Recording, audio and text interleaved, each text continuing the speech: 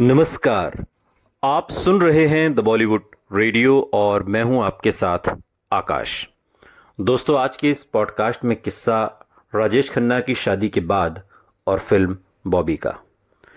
डिंपल ने जब शादी की थी उस समय वो बॉबी की शूटिंग में व्यस्त थीं। उनके हाथों पर लगी मेहंदी फिल्म के मशहूर गाने मुझे कुछ कहना है में नजर भी आती है। फिर बॉबी की शूटिंग खत्म होने से पहले ही वो प्रेग्नेंट हो गई। नवंबर 1973 में जब वो बॉबी के प्रीमियर पर पहुंची तो साफ दिख रहा था कि वो प्रेग्नेंट हैं। राज कपूर के बड़े बेटे रणधीर कपूर ने अपने एक इंटरव्यू में कहा था, बॉबी क्या थी, ये समझौतों की एक सीरीज थी। डिंपल ने बीच में शादी कर ली, फिर वो प्रेग्नेंट हो गई और कैमरे पर ये सब कुछ नजर आने लगा था। इसलिए हमें प्रेम चोपड़ा का किरदार डालना पड़ा ताकि हम इस बात पर पर्दा डाल सकें कि डिंपल प्रेग्नेंट हैं। हमारा स्टार्स पर कोई कंट्रोल नहीं है। किसने सोचा कि डिंपल ऐसे राजेश खन्ना से अचानक शादी कर लेंगी और फिर प्रेग्नेंट हो जाएंगी।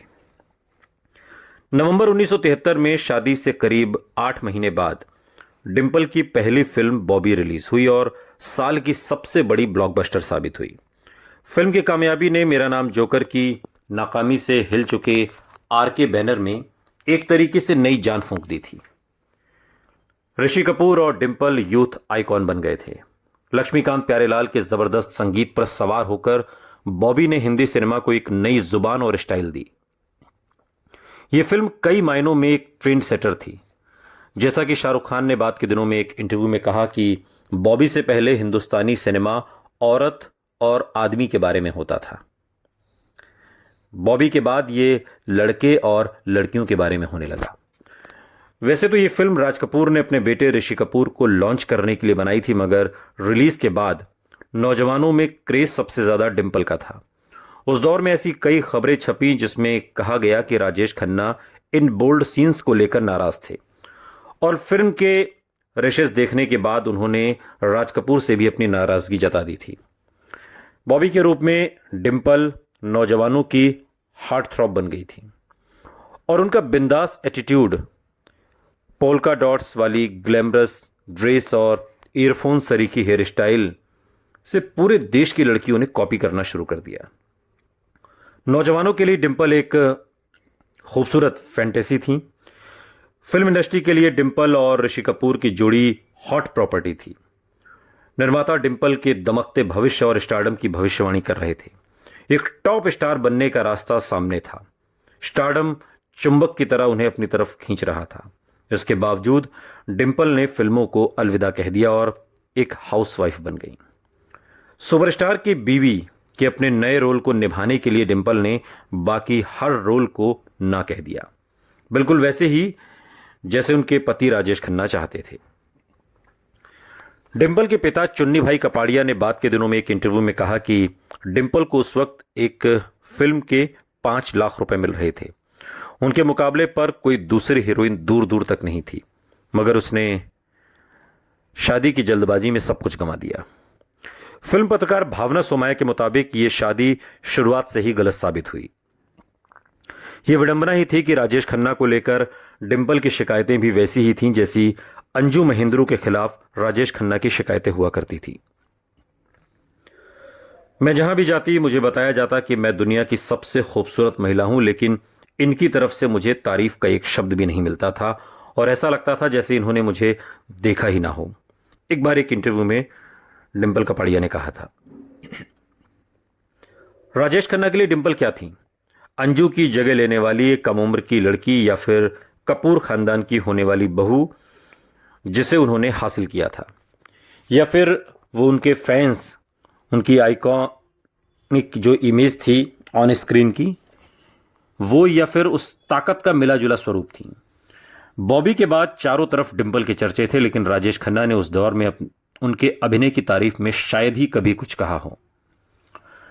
डिंपल एक जगह कहती हैं कि मैं हमेशा रिएक्शन का इंतजार करती रही मगर वो कभी नहीं मिला। मेरी सारी ताकत यही सोचने में निकल जाती कि वो क्या चाहते हैं, उन्हें क्या पसंद आएगा। ये एक सीढ़ी चढ़ने जैसा था और मैं कितनी भी तेज चढ़ूं वो हमेशा मुझसे कई पायदान आगे रहते थे। पति की चाहतों के आगे वो अपना आत्मसम्मान झुकाती रही थीं। उनका आत्मविश्वास कम होता जा रहा था। वो वही पहनती थीं जो राजेश खन्ना को अच्छा लगता, उन्हीं लोगों से मिलती जिनसे राजेश खन्ना मिलना पसंद करते। राजेश और डिंपल की पहली बेटी ट्विंकल का जन्म संयोग से राजेश खन्ना के जन्मदिन 29 दिसंबर के दिन हुआ। प्रशांत रॉय, जो राजेश खन्ना के करीबी रहे, वो बताते हैं कि काका जी ट्विंकल को प्यार से टीना बुलाते थे। बचपन में बहुत बीमार रहती थी। काका जी सारे काम छोड़कर उसे खुद डॉक्टर के पास लेकर जाते। टीना पर बहुत प्यार था उनका। डिंपल का पूरा समय अपनी बेटी की देखभाल में बीतने लगा। नई जिम्मेदारी में वो व्यस्त हो गई और अच्छा होता अगर उनकी निजी जिंदगी को निजी ही रहने दिया जाता। लेकिन उनके पारिवारिक जीवन से जुड़ी हर छोटी बड़ी खबर फिल्म पत्रिकाओं का हिस्सा बनती। ये खबरें बार बार सिर उठाती रही कि कई निर्माता डिंपल को साइन करने की कोशिश कर रहे हैं। सूत्रों के हवाले से यह भी बताया जाता कि डिंपल भी फिल्मों में काम करना चाहती हैं और इस बात के लिए वो अपने पति राजेश खन्ना को राजी करने में जुटी हैं। मगर राजेश खन्ना हमेशा ऐसी खबरों को सिरे से खारिज कर देते। उनके मुताबिक तो हाउसवाइफ बनने का फैसला डिंपल ने खुद किया है। शादी के बाद स्टारडस्ट को दिए उसी इंटरव्यू में राजेश खन्ना ने कहा था, डिंपल को देखिए, हीरोइन के रूप में बड़े बैनरों और स्टार्स के साथ कई फिल्में साइन करने के बावजूद असली त्याग उसने किया है। मुझे उसे ये सब छोड़ने के लिए नहीं कहना पड़ा, ये उसने अपनी मर्जी से किया। मेरे प्यार की खातिर ये सब छोड़ा क्योंकि वो मेरी बीवी बनना चाहती थी और कुछ नहीं। अब मर्जी किसकी थी, फैसला किसका? फिल्म इंडस्ट्री में इस सवाल का जवाब शायद सबको पता था।